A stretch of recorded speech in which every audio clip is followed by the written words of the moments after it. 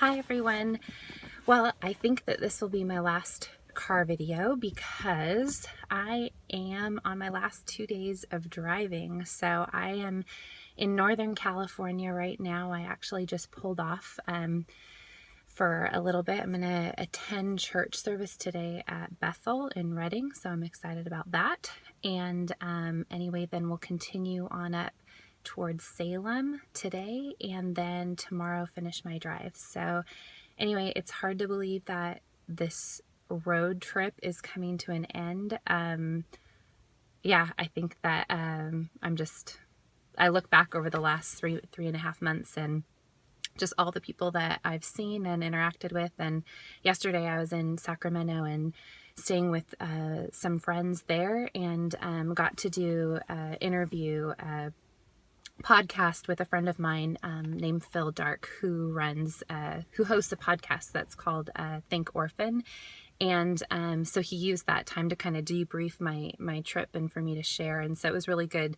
It was cool to do that interview just 2 days 2 days before this trip ends. And it was good to process with him and just share about what I've learned. And so I'll share a link with that when that airs.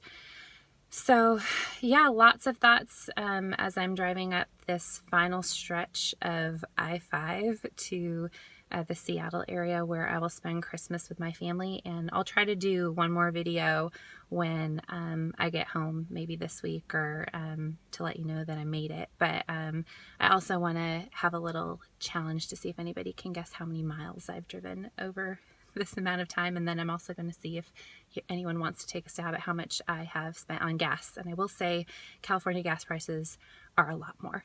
So, but yeah, my goal is to see if I can make it home without getting pulled over. So far, I have managed to do all this driving without getting a speeding ticket, which is good. And only have been flipped off twice. Also not bad. So yeah. Anyway, I'm just very thankful for everyone that made this journey possible, from my team at Orphans Promise, who supported me and made this possible for me to even take this trip, to all the 40 plus families who opened their hearts and their homes to me and just shared what God has done in their lives through their adoption process. So I do have more interviews to do when I get to Washington, because I have quite a network of adoptive families in the Washington area. And then I will also go back to Colorado in February. And I also get to go to Hawaii and interview a family there and take a little bit of vacation. So I'm excited about that. And but yeah, I will go back to Colorado in February because that was what I missed, when my dad had passed away. And so I will go back and finish that part of the trip. So that will be good. And then, yeah, I will start writing.